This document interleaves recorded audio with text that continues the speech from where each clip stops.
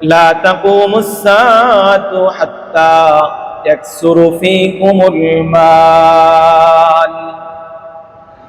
আল্লাহর নবী সাল্লাল্লাহু আলাইহি ওয়াসাল্লাম বলেন, কিয়ামত ততক্ষণ পর্যন্ত সংঘটিত হবে না যতক্ষণ পর্যন্ত তোমাদের মধ্যে সম্পদ, তোমাদের ধনাঢ্যতা বৃদ্ধি না পাবে। কি পরিমাণ বৃদ্ধি পাবে? আল্লাহর নবী সাল্লাল্লাহু আলাইহি ওয়াসাল্লাম বলেন, ফায়াফিদু, বৃদ্ধি পেতে থাকবে আর পেতে থাকবে, হাত্তা ইয়াহিমা রাব্বুল মাল। সম্পদ বৃদ্ধি পেতে পেতে এই পরিমাণ সম্পদ বৃদ্ধি পাবে, সম্পদের মালিক সংকোচে সংকটে পড়ে যাবে, সম্পদের মালিক সংকটে পড়ে যাবে। মাইয়া কাবালুস সাদাকাতা, তার সদকা কে গ্রহণ করবে? আর কিয়ামতের যে সমস্ত নিদর্শন, যে সমস্ত আলামত বর্ণনা করা হয়েছে, এগুলোকে দুভাগে ভাগ করা হয়ে থাকে। আলামতে সুগরা, আলামতে কুবরা, অর্থাৎ কিছু নিদর্শন আছে যেগুলো ছোট, দূরবর্তী বোঝানো হয়, আর কিছু আছে কুবরা অর্থাৎ বড়, যেগুলো কিয়ামতের সন্নিকটে বেশি এবং সেগুলোর বিবেচনার দিক থেকেও এগুলো অনেক বড়। আল্লাহু আকবার। কিয়ামত কবে সংগঠিত হবে এটার ইলম তো একমাত্র আল্লাহ তাআলার কাছে। সূরা লুকমান আয়াত নাম্বার 34, অর্থাৎ সূরা লুকমানের শেষ আয়াত। আল্লাহ পাক রব্বুল আলামিন বলছেন, ইন্নাল্লাহা ইনদাহু ইলমুস সাআহ। সূরা লুকমানের শেষ আয়াতের মধ্যে আল্লাহ পাক রব্বুল আলামিন পৃথিবীর 5টা জিনিস নিয়ে আলোচনা করেছেন, 5টা জ্ঞানের কথা, 5টা ইলমের কথা আলোচনা করেছেন, যেগুলোকে আল্লাহ বলেছেন এগুলো একমাত্র আমি আল্লাহ পাক রব্বুল আলামিনই জানি। 5টা জ্ঞানের মধ্যে সর্বপ্রথম জ্ঞান কিয়ামতের জ্ঞান। আল্লাহ পাক রব্বুল আলামিন বলেন, ইন্নাল্লাহা ইনদাহু ইলমুস সাআহ, নিশ্চয় আল্লাহ তাআলার কাছে রয়েছে সাআতুন, কিয়ামতের জ্ঞান। কিয়ামত কখন সংগঠিত হবে এর জ্ঞান একমাত্র আল্লাহ পাক রব্বুল আলামিনের কাছে আছে। হাদিসের জগতের মধ্যে সব থেকে বেশি প্রসিদ্ধ একটা হাদিস আছে, যে হাদিসটা নবী সাল্লাল্লাহু আলাইহি সাল্লামের সাথে জিবরিল আলাইহিস সালাম সম্পর্কিত। আল্লাহ নবী সাল্লাল্লাহু আলাইহি সাল্লামকে জিবরিল আলাইহিস সালাম প্রশ্ন করছেন, ফাআখবিরনি আনিস সাআহ, নবী আপনি আমাকে কিয়ামত সম্পর্কে কিছু বর্ণনা করেন আমার কাছে। আল্লাহ নবী সাল্লাল্লাহু আলাইহি সাল্লাম বলেন, মাল মাসউলু আনহা বিআলামা মিনাস সাইল, যাকে প্রশ্ন করা হয়েছে ওই ব্যক্তি প্রশ্নকারীর থেকে বেশি জানেন না। সুবহানাল্লাহ।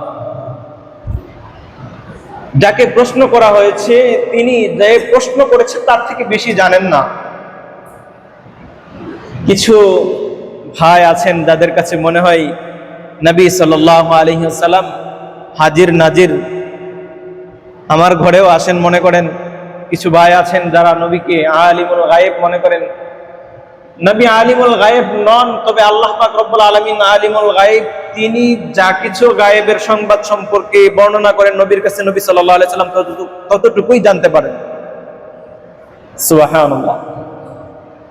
তো নবী যদি জানতেনই তবে এখানে এই কথা বলতেন না। নবী যদি আলিমুল গায়েবই হইতেন তাহলে এই কথা বলতেন না, মাল মাসউলু আনহা বিআলামা মিনাস সাইল, প্রশ্নকারীর থেকে যাকে প্রশ্ন করা হয়েছে উনি বেশি জানেন না।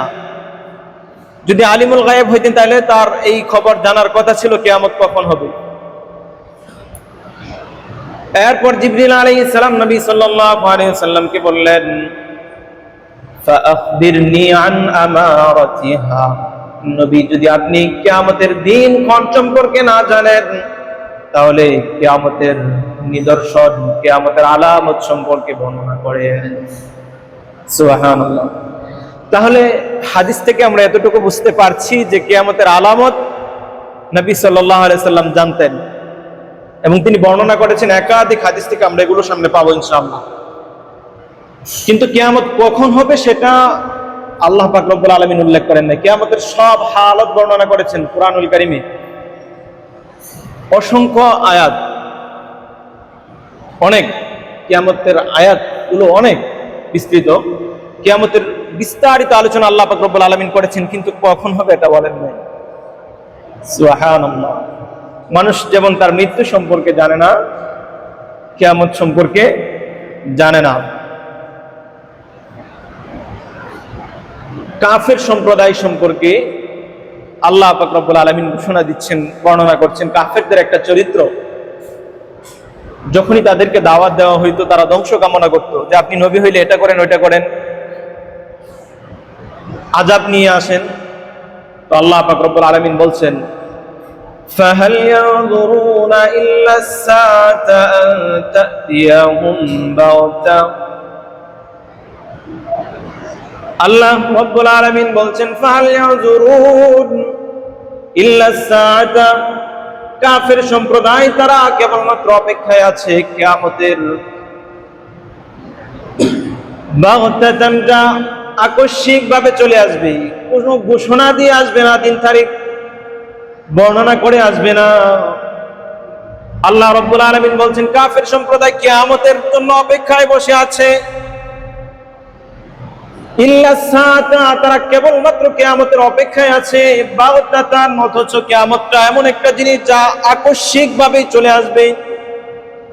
এরপর আল্লাহ পাক রব্বুল আলামিন বলছেন, ফাকাদ জাআ আশরাতুহা, ওরা কিয়ামতের অপেক্ষায় আছে, কিন্তু কিয়ামতের কিছু নিদর্শন তো চলেই এসেছে।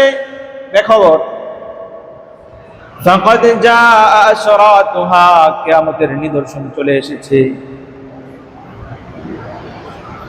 কিয়ামতের নিদর্শন কি, এগুলো আমরা তাফসীরের মধ্যে যখন প্রবেশ করি, কিয়ামতের নিদর্শন চলে এসেছে মানে কুরআনুল কারীম অবতীর্ণ হচ্ছে, সর্বশেষ কিতাব, আল্লাহর নবী সর্বশেষ নবী, পৃথিবী শেষ হবে, আর পৃথিবীতে আল্লাহ পাক রব্বুল আলামিন মানুষের পরিচালনা করার জন্য নবী রাসূল পাঠিয়েছেন। লক্ষ লক্ষ নবী রাসূল এসেছেন পৃথিবীতে, আর সর্বশেষ নবী মুহাম্মদ সাল্লাল্লাহু আলাইহি সাল্লাম যখন চলে এসেছে, শেষ নবী চলে আসার মানেটাই বোঝায় পৃথিবীর শেষ সময় চলে এসেছে, ঠিক কি না?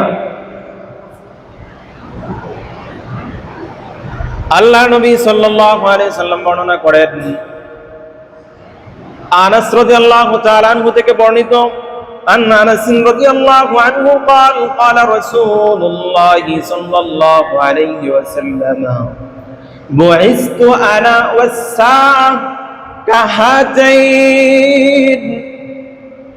আল্লাহ নবী সাল্লাল্লাহু আলাইহি সাল্লাম সাহাবায়ে কেরামের সামনে কিয়ামতের দূরত্ব বর্ণনা করেছেন। বুইস্তু আনা, আমি, ওয়াসাতু, এবং কিয়ামত, দুইটা পৃথিবীতে এমন একটা অবস্থায় প্রেরিত হয়েছে, দুইটার উপমা পৃথিবীতে এমন আমার দূরত্ব এবং কিয়ামতের দূরত্বের মধ্যে কাহাতাইন। হাদিসের মধ্যে এসেছে নবী সাল্লাল্লাহু আলাইহি সাল্লাম দুইটা আঙ্গুল এমন ভাবে উল্লেখ করেছেন, সাহাবায়ে কেরামকে এমন ভাবে প্রদর্শন করেছেন।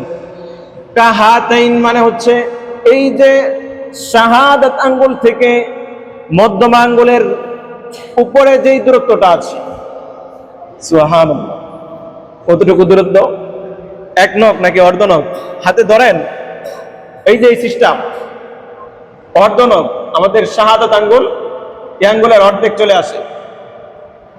সুবহানাল্লাহ। তাহলে এই যে হাদিস, এটাও বলছে যে নবী সাল্লাল্লাহু আলাইহি সাল্লামের পৃথিবীতে চলে আসা কিয়ামতের একটা আলামত। এখন কিয়ামতের আলামত, সব আলামতই কি কিয়ামতের আলামত হলেই কি সেটা খারাপ হয়ে যাবে? না, কিয়ামতটা অবশ্যম্ভাবী, এটা পৃথিবীর স্বাভাবিক নিয়ম, এটা কিয়ামত আসবে স্বাভাবিক। নবীজির আশাটা খারাপ কোনো আলামত নয়, এটা বরং অবশ্যম্ভাবী যেটা ছিল সেটাই প্রকাশ হয়েছে। কিন্তু কিছু কিছু আলামত আছে যেগুলো ধ্বংসাত্মক, যেগুলো খারাপ, আমাকে আর আপনাকে সেগুলো থেকে বাঁচতে হবে। তো একটা আলামত হচ্ছে নবী সাল্লাল্লাহু আলাইহি সাল্লাম পৃথিবীতে চলে এসেছেন।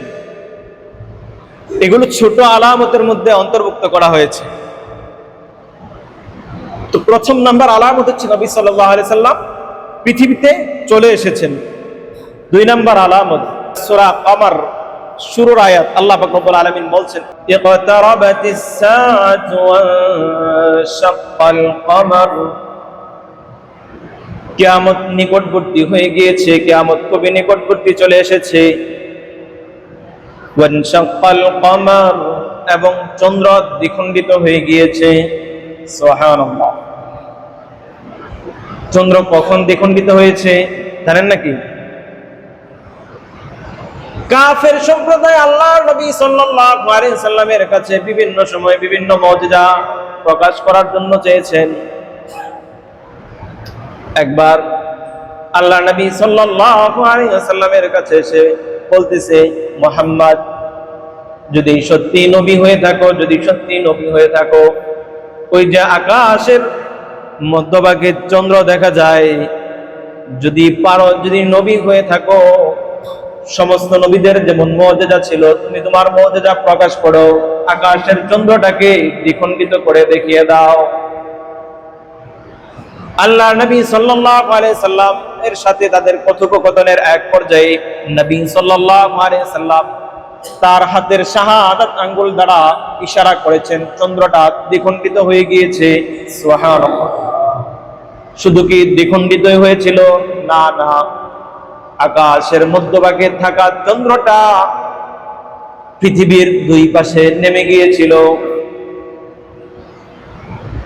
পৃথিবীর দুই ভাগ, পূর্ব এবং পশ্চিমে দুই দিকে দ্বিখণ্ডিত হয়ে চন্দ্রটা দুই দিকে চলে গিয়েছিল।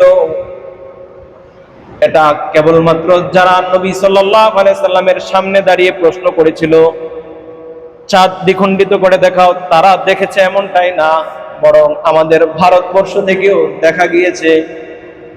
সুবহানাল্লাহ।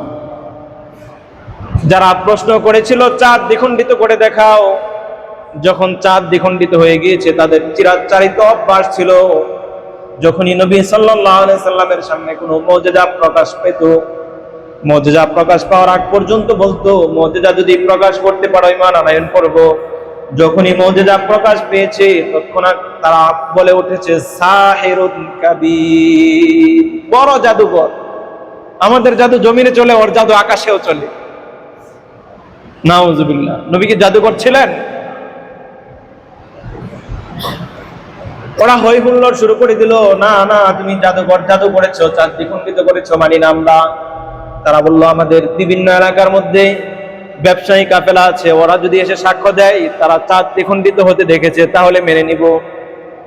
সিরিয়ার কাফেলাগুলো যখন ফিরে এসে সাক্ষ্য দিল চাঁদ দ্বিখণ্ডিত হয়েছে, আমরাও দেখেছি, এরপরেও কপাল পোড়া এগুলো কিন্তু ঈমান আনয়ন করে নাই। আল্লাহ পাক রব্বুল আলামিন কুরআনুল কারীমে বলছেন, ইকতারাবাতিস সাআতু ওয়ানশাক্কাল কমার, কিয়ামত নিকটবর্তী হয়ে গিয়েছে আর চাঁদ দ্বিখণ্ডিত হয়ে গিয়েছে। সুবহানাল্লাহ। তো চাঁদ দ্বিখণ্ডিত হয়ে যাওয়া নবী সাল্লাল্লাহু আলাইহি সাল্লামের নবুয়তের প্রমাণ স্বরূপ ছিল, কিন্তু এটাও কিয়ামতের একটা নিদর্শন ছিল। এরপর হাদিসে আমরা যখন লক্ষ্য করি, হাদিসের মধ্যে অনেক অনেক আলামত এসেছে কিয়ামতের, প্রায় অর্ধশতাধিক আলামত। এটা হচ্ছে বর্ণনা করা যায় এমন আলামত, বস্তুত পৃথিবীর অণু থেকে অণু প্রত্যেকটা ঘটনায় কিয়ামতের আলামত, কারণ এগুলো কিয়ামতের আগে সংগঠিত হবে, আর এগুলো সংগঠিত না হলে কিয়ামত সংগঠিত হবে না। এগুলো সংগঠিত হচ্ছে মানে কিয়ামতের আলামত প্রকাশ পেচ্ছে। আমি আর আপনি পৃথিবীতে এসেছি, এটাও কিয়ামতের আলামত, কারণ এটা আজহাল থেকে লিপিবদ্ধ ছিল, আমি আর আপনি কিয়ামতের আগে পৃথিবীতে আসবো। তো আমি আর আপনি না আসলে কিয়ামত হবে না। সুবহানাল্লাহ। সবগুলোই কিয়ামতের আলামত, কিন্তু বর্ণনা করার মতো না, আমার সাথে কিয়ামতের উল্লেখ করার মতো আমি তেমন কিছু না যা উল্লেখ করা যায় কিয়ামত সংগঠিত হওয়ার সাথে। যেগুলো উল্লেখ করা যায় এগুলোর মধ্যে অন্যতম একটা পাওয়া যায়, সেটা হচ্ছে বাইতুল মুকাদ্দাস বিজয় হবে। তো কিয়ামতের যে সমস্ত আলামতের কথা বর্ণনা করা হয়েছে, এর কিছু কিছু আলামত আছে যেগুলো একাধিকবার সংগঠিত হবে। এর মধ্যে একটা হচ্ছে বাইতুল মুকাদ্দাস। বাইতুল মুকাদ্দাস 36 হিজরিতে উমরে ফারুক রাদিয়াল্লাহু তাআলা আনহু এর সময়কালে একবার বিজয় হয়েছে। এটা একটা কিয়ামতের আলামত। আমরা আরো একটা বিজয়ের অপেক্ষায় আছি, এটা একটা। দ্বিতীয় হচ্ছে মানুষের মধ্যে ধন সম্পদ বাড়তে থাকবে। আল্লাহ নবী সাল্লাল্লাহু আলাইহি সাল্লাম বর্ণনা করেন, লা তাকুমুস সাআতু হাত্তা ইয়াকসুরু ফীকুমুল মাল। আল্লাহ নবী সাল্লাল্লাহু আলাইহি ওয়াসাল্লাম বলেন, কিয়ামত ততক্ষণ পর্যন্ত সংঘটিত হবে না যতক্ষণ পর্যন্ত তোমাদের মধ্যে সম্পদ, তোমাদের ধনাঢ্যতা বৃদ্ধি না পাবে। কি পরিমাণ বৃদ্ধি পাবে? আল্লাহ নবী সাল্লাল্লাহু আলাইহি ওয়াসাল্লাম বলেন, ফায়াফিদু, বৃদ্ধি পেতে থাকবে আর পেতে থাকবে, হাত্তা ইয়াহিমা রাব্বুল মাল। সম্পদ বৃদ্ধি পেতে পেতে এই পরিমাণ সম্পদ বৃদ্ধি পাবে, সম্পদের মালিক সংকোচে সংকটে পড়ে যাবে, সম্পদের মালিক সংকটে পড়ে যাবে। মাইয়া কাবালুস সাদাকাতা, তার সদকা কে গ্রহণ করবে? সুবহানাল্লাহ। আশ্চর্য লাগে, কি মনে হয়? সম্পদ এ পরিমাণ বৃদ্ধি পাবে। এখন তো ল্যান্ডলেসের পরিমাণের অভাব নাই। ঘর থেকে বের হইলে, রাস্তায় গেলে, এখান থেকে চৌরাস্তা যাইতে যাইতে আপনার সামনে কতজন হাত পাতবে একদিন হিসাব করেন। কতজন সায়েল আপনার সামনে এসে হাত পাতে। আল্লাহু আকবার। তো আল্লাহ নবী সাল্লাল্লাহু আলাইহি সাল্লাম বলছেন, কিয়ামতের আগে সম্পদ বৃদ্ধি পাবে, বৃদ্ধি পেতেই থাকবে, ফায়াফিদু, এটা বাড়তেই থাকবে, বাড়তে বাড়তে পরিমাণ হবে হাত্তা ইয়াকিমা রাব্বুল মাল, মালের মালিক সংকটে পড়ে যাবে। ইয়াকবালুস সাদাকাতা, তার থেকে সদকা গ্রহণ করবে কে? এমন লোক খুঁজে পাবেন। সুবহানাল্লাহ। আশ্চর্য লাগছে? এটা তেমন কোনো আশ্চর্যের বিষয় না। পৃথিবীর বাস্তব প্রমাণ একবার সংগঠিত হয়ে গিয়েছে। মানুষ তার সদকা নিয়ে ঘুরে বেরিয়েছে, সদকা গ্রহণ করার লোক ছিল না। তখন সেটা হচ্ছে উমরের, দ্বিতীয় উমর যাকে বলা হয়, উমর ইবনে আব্দুল আজিজ, তার শাসনকালে মুসলিম রাজ্যের মানুষেরা তার যাকাতের মাল বোঝা ভর্তি করে নিয়ে ঘুরেছে, মরুভূমি চষে বেরিয়েছে, যাকাত গ্রহণ করার লোক খুঁজে পায় নাই। সুবহানাল্লাহ। উমর ইবনে আব্দুল আজিজের শাসনকাল এমন ছিল, বনের পশু পাখির খাবারের ব্যবস্থা করত রাষ্ট্র থেকে, পাহাড়ে পাহাড়ে খাবার ছিটিয়ে দেওয়া হইতো বনের পশু পাখিদের জন্য। সুবহানাল্লাহ। এখনো যদি কোনো শাসন ব্যবস্থা ইসলামকে আঁকড়ে ধরতে পারে উমর ইবনে আব্দুল আজিজের মতো, ওই রাজ্য ঠিক তদ্রূপ ওই রকম চলে আসবে। মানুষ রাব্বুল মাল, মালের মালিক উঠতে থাকবে, ওয়াহিমা ইয়াহিমা, সে হতাশ হয়ে যাবে, তার থেকে মাই ইয়াকবালু সদকা, তার থেকে সদকাকে গ্রহণ করবে। এখন এই অবস্থা তৈরি হচ্ছে না, কারণ কি? আপনি যাকাত দেন না, ওইটা আটকায় রাখেন, এজন্য ওই পরিস্থিতি তৈরি হচ্ছে না যে সদকাকে গ্রহণ করবে ওই লোক খোঁজা। আপনি সদকা দিতেই চান না, তো আপনার সমাজে ওই অবস্থা কোথায় থেকে আসবে যে সদকাকে গ্রহণ করবে লোক খুঁজবেন? যদি নিয়মতান্ত্রিক উপায়ে যাকাতের ব্যবস্থা চালু হইতো, তাহলে এত ল্যান্ডলেসের পরিমাণ থাকতো না কোনো রাষ্ট্রের মধ্যে।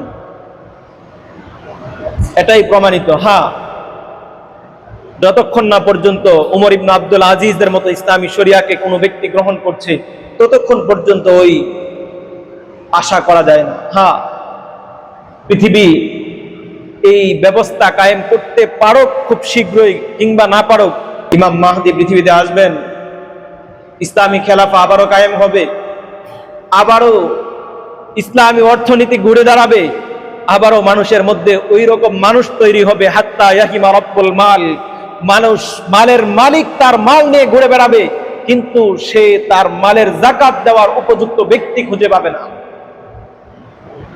ইনশাআল্লাহ আমরা মাহদির সৈনিক হওয়ার অপেক্ষায় আছি। আল্লাহ তাআলা আমাদেরকে কবুল করুন, সকলে বলি আমিন। প্রিয় ভাইয়েরা আমার, তাহলে দুইটা নবী সাল্লাল্লাহু আলাইহি সাল্লামের যুগ থেকে বলা হলো, দুইটা পরবর্তী, চারটা। পাঁচ নাম্বারটা হচ্ছে ব্যাপক একটা আলামত, এটা হচ্ছে ফিতনাতুন। আন আনাস ইবনে মালিক রাদিয়াল্লাহু আনহু, তিরমিজি শরীফের বর্ণনা, আন আনাস ইবনে মালিক রাদিয়াল্লাহু আনহু قال তাকুনু বাইনা ইয়াদাই সাআতু ফিতনাতুন, কিয়ামত সংঘটিত হওয়ার পূর্বে এই পরিমাণ ফিতনা ছড়িয়ে পড়বে, এই পরিমাণ মানুষের সামনে বিপদ আপদ ছড়িয়ে পড়বে। একটা অন্ধকারাচ্ছন্ন রাত যেমন ঘুটঘুটে অন্ধকার হয়, নিজের হাত বের করলে যেমন হাত দেখা যায় না, কাআন্নাহা কিতউল লাইলিল মুসলিম। আল্লাহর নবী সাল্লাল্লাহু আলাইহি ওয়াসাল্লাম বলেন, উম্মতের সামনে ফিতনা এমন ভাবে আসবে, ঘুটঘুটে আমাবস্যার রাতটা যেমন হয়, হাত বের করলে যেমন বান্দা তার চোখে হাত দেখতে পায় না, মানুষের সামনে ফিতনার আবরণটা এমন হবে, ফিতনা ভেদ করে সে সৎ পথ খুঁজতে পারবে না। মনে হয় এটাই সময়, মনে হয় এটাই এই সময়। অবস্থাটা এমন দাঁড়াবে, আল্লাহ নবী সাল্লাল্লাহু আলাইহি ওয়াসাল্লাম বলেন, ইসবিহুর রাজুলু মুমিনান ওয়া ইউমসি কাফিরান। বান্দা সকালবেলা মুমিন অবস্থায় ঘুম থেকে জাগ্রত হবে, ওয়া ইউমসি কাফিরান, কিন্তু সন্ধ্যা হইতে হইতে, সন্ধ্যা গনাইতে গনাইতে বান্দা কাফের হয়ে যাবে। চতুর্দিকে তাকাইলে মনে হয় ভয়ঙ্কর কঠিন পরিস্থিতির সময়টা, এটাই বুঝি। ঈমানটা ধরে রাখা খুব কঠিন। বান্দা মসজিদে এসে নামাজ পড়ে তাওবা করে মসজিদ থেকে বের হয়ে ওই তাওবা নিয়ে ঘর পর্যন্ত পৌঁছাইতে পারে না, ঠিক কিনা? এই যে এত এত তাওবা করছি, আমাদের তাওবা কতক্ষণ ধরে রাখতে পারছি আমরা? কি ভয়ঙ্কর পরিস্থিতি না আমরা পার করছি। ভাইয়েরা আমার, আল্লাহ নবী সাল্লাল্লাহু আলাইহি সাল্লাম বলছেন, ওয়ায়াবিউ ফিহা আকওয়ামুন, জাতির অবস্থা তখন এমন হবে, খালাকুহুম, তাদের আখলাক আর চরিত্র, ইয়াবিউ, বিক্রি করতে থাকবে, বিআরজিম মিনাদ দুনিয়া, ধন সম্পদের বিনিময়ে। আদর্শ বিক্রি হবে টাকার বিনিময়ে। খুব সহজে বুঝবেন আদর্শ বিক্রি করা টাকার বিনিময়ে। 500 টাকা দিলে কিন্তু সিল উল্টা পাল্টা হয়ে যায়। 500 টাকা দিলেই সিল উল্টা পাল্টা হয়ে যায়। 500 টাকা দিলেই সিগনেচার উল্টা পাল্টা হয়ে যায়। 500 টাকা দিলে নির্বাচনের সময় ভোট উল্টা পাল্টা হয়ে যায়। সামনে আসছে নির্বাচন, নিজের ঈমানকে খেরি করেন। কত টাকায় বিক্রি করবেন ঈমান? কত টাকায় বাটপারের পিছনে স্লোগান দিবেন, অমুক ভাইয়ের চরিত্র ফুলের মতো পবিত্র, হয় না? আল্লাহ নবী এটাই বলেছেন, ওয়ায়াবিউ ফিহা আকওয়ামুন খালাকাহুম বিআরজিম মিনাদ দুনিয়া। অবস্থাটা এমন দাঁড়াবে, পৃথিবীর মানুষেরা তারা তাদের চরিত্র বিক্রয় করবে অর্থের বিনিময়ে। তারা দুনিয়ার বিনিময়ে তাদের চরিত্র বিক্রি করে দিবে। বাটপার লম্পট চাঁদাবাজের পিছনে ঘুরে ঘুরে স্লোগান দিবে, ফুলের মতো পবিত্র অমুক ভাইয়ের চরিত্র, অথচ চরিত্রবান মানুষগুলো সমাজের মধ্যে নিগৃহীত হবে। চরিত্রবান মানুষগুলো লাঞ্ছনার শিকার হবে, সমালোচনার শিকার হবে, অপবাদে সাইলাব হয়ে যাবে চরিত্রবান মানুষগুলোর উপরে। চরিত্রহীন মানুষগুলো চরিত্রবান মানুষগুলোকে চরিত্রহীন বানানোর মতো অপকৌশল করে করে বেড়াবে। এটা পৃথিবীর নতুন কোনো ইতিহাস না, বরং পৃথিবীর পূর্ব থেকেই অসৎ মানুষগুলোর হাতিয়ার ছিল এটা। যখনই কোনো সৎ মানুষকে সৎ পথ থেকে টাকার বিনিময়ে সরাইতে পারে নাই, অর্থের বিনিময়ে ক্রয় করতে পারে নাই, তখন তারা টাকার অর্থের বিনিময়ে নগ্ন মহিলাদেরকে ক্রয় করেছে, ওদেরকে নষ্ট করার জন্য। কথা বলেন ঠিক কিনা? এটা পৃথিবীর বাস্তব এক নমুনা। আমাদের কর্তব্য কি, আমি যদি সৎ হই আমাকে এটা খেয়াল করতে হবে, একজন টাকার বিনিময়ে নগ্ন আর নর্তকী কিনে সৎ ব্যক্তিকে অপমানিত করবি, ওর স্লোগানে আপনি নাচতে পারবেন না যদি আপনি সৎ হন। আমাদের আলোচনার পয়েন্ট এটা, আমাকে সৎ হইতে হবে, অসৎ ব্যক্তির কাজ আমাকে বুঝতে হবে, অসৎ ব্যক্তির কাজটা আমাকে ধরতে হবে। আমি তার পিছনে দৌড়াবো না। যদি আমি সৎ হই, আমাকে সৎ হওয়া প্রয়োজন। একজন টাকার বিনিময়ে চরিত্র কেনা বেচা করবে আর আমি তার পিছনে পিছনে করবো, আমার চরিত্র তো এমন হইতে পারে না। যদি এমনটা হয় আমি তাহলে তার অন্তর্ভুক্ত হয়ে গেলাম। বলছিলাম কিয়ামতের সব আলামতই খারাপ না, তবে যেটা খারাপ সেটা আমি গ্রহণ করতে পারবো না। ওইটা থেকে বাঁচার জন্য এটা আমাকে জানতে হবে। আল্লাহ তাআলা আমাদেরকে তৌফিক দান করুন। এই যে ফিতনা থেকে বাঁচতে হবে আমাকে আর আপনাকে।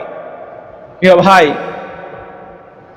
আমি আর আপনি কিন্তু নিষ্কলুষ মাসুম কেউ নই। তো আমাকে ফিতনা থেকে বাঁচার জন্য আগে আমার জীবন পরিশুদ্ধ করতে হবে। পরিশুদ্ধ করার মাধ্যম একটাই, ইস্তেগফার। একটা মাধ্যমই খোলা, আগে ইস্তেগফারের উপর আসতে হবে।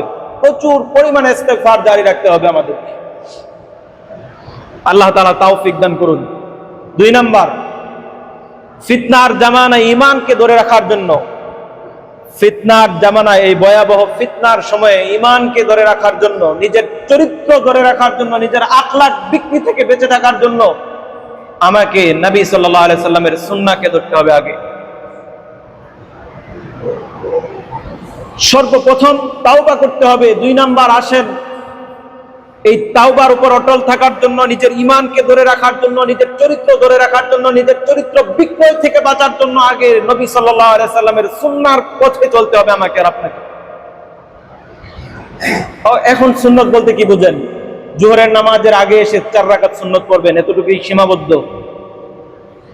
এই সুন্নাত আপনাকে মসজিদের ভিতরে অপকর্ম থেকে রক্ষা করবে, মসজিদের বাইরে করবে না। আপনি যেই জায়গার সুন্নাত যেই জায়গায় পালন করবেন, ওই জায়গায় আপনি রক্ষা পাবেন। বাইরে সুন্নাত আছে এমনটা নাই, সুন্নাত কেবলমাত্র মসজিদে ঢুকলে সুন্নাত, মসজিদ থেকে বের হয়ে গেলে রাস্তার মধ্যে আপনার সুন্নাত নাই, এমনটা নয়। ঘরের মধ্যে প্রবেশ করলে আপনার সুন্নাত নয়, এমনটা নয়। সমাজে চলাফেরা করতে গেলে আপনার নবীর সুন্নাত থাকবে না, আপনার নবী এমন ছিলেন না। রাষ্ট্র পরিচালনা করতে গেলে, রাজনীতি করতে গেলে, সমাজ পরিচালনা করতে গেলে আপনার নবীর সুন্নাত পাবেন না, আপনার নবী এমন ছিল না। সিদ্ধান্ত নিতে হবে, ফিতনার জামানায় ঈমানের উপর টিকে থাকবো কিনা। ফিতনার জামানায় কিয়ামতের পূর্বে আখিরুজ জামানে ঈমানের উপর তৈরি এবং প্রস্তুত থাকবো কিনা, আখলাকের উপর প্রস্তুত থাকবো কিনা, নাকি ঈমান বিক্রি করে দিব, নাকি আমার আদর্শ বিক্রি করে দিব, সিদ্ধান্ত নিতে হবে। যদি আদর্শের উপর টিকে থাকতে চাই, যদি ঈমান ধরে রাখতে চাই, যদি আখলাক ধরে রাখতে চাই, তাহলে আমাকে নবী সাল্লাল্লাহু আলাইহি সাল্লামের সুন্নাহর ফলো করার বিকল্প কোনো রাস্তা আমার জন্য খোলা নাই।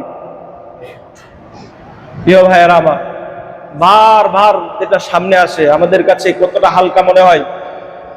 সার্বক্ষণিক সুন্নাহ যদি আপনি খুঁজতে চান, যেটা আপনার সমাজে থাকবে, যেটা আপনার রাস্তায় থাকবে, যেটা আপনার ঘরে থাকবে, যেটা আপনার কবরে থাকবে, আপনার দাড়ির মধ্যে হাত দিতে পারবেন না। আল্লাহ নবী সাল্লাল্লাহু আলাইহি ওয়াসাল্লাম বলেন, আন মালিক ইবনে আনাস রাদিয়াল্লাহু আনহু قال تركت فيكم أمرين لا تضلوا ما تمسكتم بهما كتاب الله وسنة رسوله। আল্লাহ নবী বলছেন, তারাকতু ফীকুম আমরাইন, উম্মত আমি চলে যাচ্ছি, শীঘ্রই আমি পৃথিবী থেকে বিদায় নিব, কিন্তু তারাকতু ফীকুম আমরাইন, তোমাদের মধ্যে 2টা জিনিস রেখে যাচ্ছি। পৃথিবীতে চরম পর্যায়ের ফিতনা সাইলাব হয়ে যাবে, আমি ঘোষণা দিলাম। তোমাদের ঈমান করে রাখা কঠিন হবে। সকালবেলা ঈমান এবং মুমিন অবস্থায় ঘুম থেকে জাগ্রত হবে, সন্ধ্যার সময় ঈমান থাকবে কিনা এটা খুবই সেনসিটিভ একটা বিষয়, ঈমান নাও থাকতে পারে। আমি ঘোষণা দিচ্ছি, এমন একটা সময় চলে আসবে, রাতের অন্ধকারের মতো ফিতনা ভেদ করে সৎ পথ খুঁজে পাওয়া তোমার জন্য কষ্ট হয়ে যাবে, সৎ পথের উপর টিকে থাকা তোমার জন্য কষ্ট হয়ে যাবে। ঠিক ওই সময়েও যদি 2টা জিনিস ছেড়ে যাচ্ছি, যদি ওই 2টা জিনিসকে ধরে রাখতে পারো, লা তাদিল্লু, কশিন কালেও পথভ্রষ্ট হবে না, পথ হারা হয়ে যাবে না।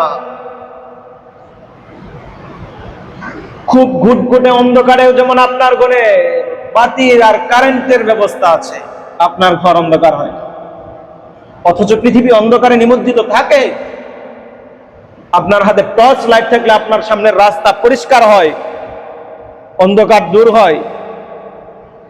যদি পৃথিবীর অন্ধকারের এই অবস্থা হয়, পৃথিবীর অন্ধকারের যদি টর্চ লাইট থাকে, পৃথিবীর অন্ধকারে যদি বিদ্যুৎ প্রবাহ থাকে অন্ধকার দূর করার জন্য, তাহলে আদর্শিক অন্ধকার দূর করার জন্য, পৃথিবীর ঈমানের আলোর বাহিরের সাইডের অন্ধকার, কুফরের অন্ধকার দূর করার জন্য, আখলাক বিবর্জিত অন্ধকার, চুরি বাটপারি, ছিনতাই, রাহাজানি আর চাঁদাবাজি, এগুলোর বিপরীতে আলো অবশ্যই আছে। সে আলোর নাম হচ্ছে কিতাব আল্লাহি ওয়া সুন্নাত রাসূলি। আল্লাহ পাক রব্বুল আলামিনের কুরআনুল কারীম হচ্ছে তার একটা আলো। 2 নাম্বার আলো হচ্ছে ওয়া সুন্নাত রাসূলি, এবং নবী সাল্লাল্লাহু আলাইহি সাল্লামের সুন্নাহ। সিদ্ধান্ত নিবেন আপনি। আপনি এই ফিতনার জামানায় আপনি ফিতনায় পর্যবসিত হবেন কি আপনার ঈমানকে ধরে রাখবেন? হ্যাঁ, আমি বলছি আপনার সার্বক্ষণিক একটা সুন্নাহ আছে, যেটা দাড়ি। এই দাড়ি থাকলে আপনার মুখ থেকে সহজে গালি বের হবে না। এই দাড়ি থাকলে আপনি সহজে রাস্তার মধ্যে কোনো নগ্ন মহিলার দিকে তাকাইতে পারবেন না। আপনার চোখ দৃষ্টি অবনত করতে হবে আপনার দাড়ির কারণে। এই দাড়ি থাকলে আপনি যেখানে সেখানে সিনেমার সামনে বসে যেতে পারবেন না সহজে। হ্যাঁ, দাড়ি তো রাখতে হবে মুহাব্বতের সাথে, ভালোবাসার সাথে। নবীর সুন্নাহকে সম্মান করে যদি রাখেন, তাহলে দাড়ি নিয়ে যেখানে সেখানে আপনি অপরাধ করে বেড়াইতে পারবেন না। আগে দাড়িটা কেন রাখবেন সেটা নির্বাচন করেন। আমি দাড়ি কেন রাখছি, যদি এটা নির্বাচন করেন, তাহলে আপনার দাড়ি আপনাকে এই ফিতনার জামানায় ফিতনা থেকে হেফাজত করবে। আল্লাহ বুঝার তৌফিক দান করুন, সকলে বলে আমিন। ফিতনার জামানায় 3 নাম্বার করণীয়, বিভ্রান্তি আর গুজব থেকে বাঁচা। বিভ্রান্তি আর গুজব থেকে বাঁচা।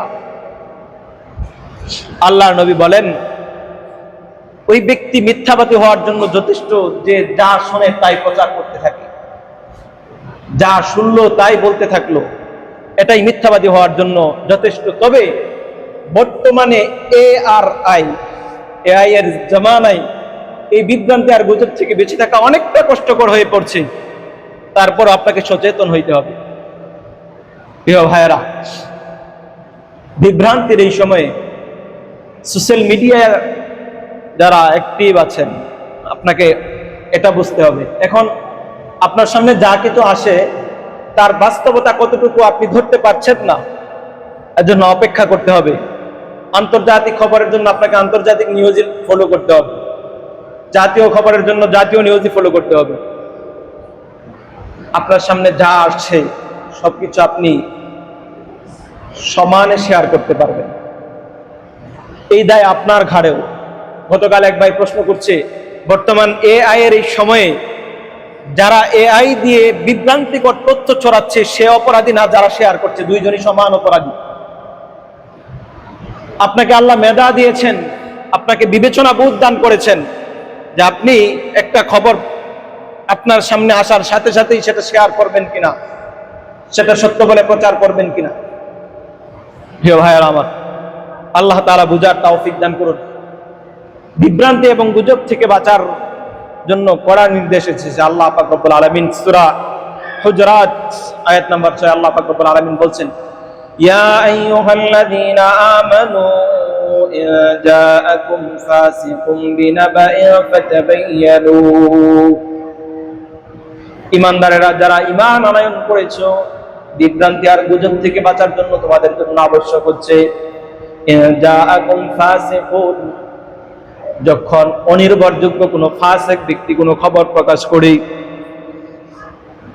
লোকটা ফাসিক, লোকটার অপরাধ করে বেড়ায়, কিংবা লোকটা বিশ্বস্ত নয়, আপনি যার প্রতি বিশ্বস্ত নন ওই ব্যক্তির খবর যখন আপনার কাছে পৌঁছে, ইন জাআকুম ফাসিকুম বিনাবাইন, যখন অবিশ্বস্ত কোনো লোক খবর নিয়ে আসে, ফাতাবায়ানু, তুমি সেটাকে যাচাই বাছাই করবে, আন তুসিবু কওমান বিজাহালাতিন ফাতুসবিহু আলা মা ফাআলতুম নাদিমিন, যাতে অজ্ঞতাবশত কোনো সম্প্রদায়ের উপর চড়াও না হয়ে যাও, যাতে অজ্ঞতাবশত কোনো সম্প্রদায়ের বিরুদ্ধে তুমি না দাঁড়িয়ে যাও। আন তুসিবু কওমান বিজাহালাতিন ফাতুসবিহু আলা মা ফাআলতুম নাদিমিন, যদি যাচাই বাছাই ছাড়াই বিভ্রান্তি ছড়াইতে থাকো, ফাতুসবিহু আলা মা ফাআলতুম, তাহলে যে কাজ করলে যাচাই বাছাই ছাড়া এর উপর অবশ্যই তোমাকে লজ্জিত হইতে হবে। এজন্য আমাকে আর আপনাকে এই পথে সতর্ক থাকতে হবে। 4 নাম্বার, ঐক্য। ওয়াতাসিমু বিহাবলিল্লাহি জামিআ, মুসলমানদের ঐক্য জরুরি। ঐক্যবদ্ধ হতে হবে আমাকে আর আপনাকে। ধৈর্য ধারণ করতে হবে। 5 নাম্বার, ধৈর্য ধারণ করতে হবে। আল্লাহ পাক রব্বুল আলামিন বলেন, ইন্নামা ইউওয়াফাস সাবিরুনা আজরাহুম বিগাইরি হিসাব। যারা ধৈর্যশীল তাদের জন্য রয়েছে বেহিসাব প্রতিদান। আল্লাহ তাআলা আমাদেরকে সেই প্রতিদানের অন্তর্ভুক্ত করুন। শেষের 3টা, বিভ্রান্তি গুজব থেকে বাঁচবেন, ঐক্যবদ্ধ হইতে হবে, 3 নাম্বার ধৈর্য ধারণ করতে হবে। বর্তমান আন্তর্জাতিক পর্যায়ে মুসলমানদের যে অবস্থা, এই অবস্থার জন্য এই 3টা পয়েন্ট অত্যন্ত জরুরি। বিশেষ করে পৃথিবীতে বর্তমানে মুসলমানদের সবচেয়ে বড় শত্রু কারা বলেন? ইসরায়েল। এই তো পারেন, বলেন না কেন? শেষ করছি। ইসরায়েল এবং ইরানের সাথে বর্তমানে যুদ্ধ হচ্ছে। আমরা চাই যুদ্ধ প্রলম্বিত হোক, থেমে যাওয়া আমরা চাই না। কারণ যে সময় তারা ইরানের সাথে যুদ্ধ চলছে, ইরানে আক্রমণটা করছে কে? ইসরায়েল শুরু করেছে। যে সময় ইসরায়েল ইরানের সাথে আক্রমণ করেছে এবং মার খাচ্ছে, মায়া আসে নাকি? মায়া কান্না করছে আজকে যে যারা হাসপাতালে আক্রমণ করে, ওরা পৃথিবীর নিকৃষ্ট জাতি, কুকুরের জাত। তোরাই সর্বপ্রথম হামাসের উপর আক্রমণ করেছিলে, তোরাই সর্বপ্রথম আশিফা হসপিটাল ফিলিস্তিনে আক্রমণ করেছিলে, তোরাই পৃথিবীর সবচেয়ে নিকৃষ্টতম জাতি। কুকুরের চাইতে নিকৃষ্ট ওরা। এজন্য চাই ওদের উপর এই যুদ্ধ প্রলম্বিত হোক, ইরান তাদের সাথে বিজয় লাভ করুক। পৃথিবীর মেরুকরণে যারা আছে, যারা মুরলীপনা সেজে বসে আছে, যারা আজকে ইরানকে থামতে বলছে, ফিলিস্তিনে এখনো ইসরায়েল হামলা করছে, কন্টিনিউ এখনো হামলা করছে তারা শরণার্থী শিবিরগুলোতে। ফিলিস্তিনে হামলা বন্ধ করার কথা কেন বলছ না তোরা? এই সমস্ত মুরলদের উমর ভাঙা প্রয়োজন, যার প্রথম সিঁড়ি হচ্ছে ইসরায়েল। আর বিপরীত পক্ষে ইরান সম্পর্কে আলোচনা আমরা বিগত আলোচনায়ও করেছি। ইরানে ইসরায়েল আক্রমণ করেছে, ওরা মুসলিম এজন্য, অন্য কোনো কারণে না। ওরা মুসলমানদের উপর হামলা করে এজন্য না। ইরানের সিরিয়াতে আজকে যেমন তারা ইসরায়েলে যে পরিমাণ মিসাইল ছুটছে, এই পরিমাণ মিসাইল তারা কিন্তু সিরিয়াতেও ছুটেছে আমার মুসলমানদের ভাইদের উপরে। ওদের আকীদায় পার্থক্য আছে, ওরা মুসলিম কিনা এই নিয়ে কথা আছে, কিন্তু ইসরায়েল আক্রমণ করছে মুসলিম হিসাবে। এবং আজকে যদি ইরান পরাজিত হয়, আগামীকালকে সৌদি আরবের উপর ইসরায়েল আক্রমণ করার কোনো বাধা থাকবে না। আগামীকাল মিশরের উপর আক্রমণ করতে কোনো দ্বিধা আর বাধা থাকবে না। আগামীকাল পাকিস্তানের উপর, আফগানিস্তানের উপর, বাংলাদেশের উপর আক্রমণ করতে কোনো বাধা থাকবে না। এবং তারা তাদের যে গোপন রুটম্যাপ করেছে, তার রেড সিগন্যালে আমার বাংলাদেশও আছে, কারণ বাংলাদেশ মুসলিম রাষ্ট্র।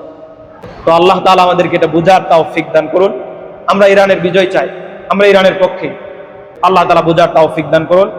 সর্বোপরি মুসলমানদের বিজয় দান করুন। কুফফার সম্প্রদায় যারা এতদিন পর্যন্ত মুসলমানদের উপর নির্যাতন করছিল এবং কন্টিনিউ এখনো করছে, আল্লাহ তাআলা ওদেরকে উচিত শিক্ষা দিয়ে দেন। সালাহউদ্দিন আইয়ুবীর মতো আল্লাহ তাআলা আমাদেরকে বিজয় দান করুন। আমাদের বাইতুল মুকাদ্দাস আবার আমাদের হাতে ফিরে আসুক এবং উন্মুক্ত হোক। ফিলিস্তিন আবারও আজাদ হোক। আমাদের মুসলিম মা বোনদের স্বাধীনতা, ইজ্জত, আবরু হেফাজত হোক। আল্লাহ তাআলা তৌফিক দান করুন। সুবহানাকাল্লাহুম্মা ওয়া বিহামদিক, আশহাদু আল্লা ইলাহা ইল্লা আনতা, আস্তাগফিরুকা ওয়া আতুবু ইলাইক।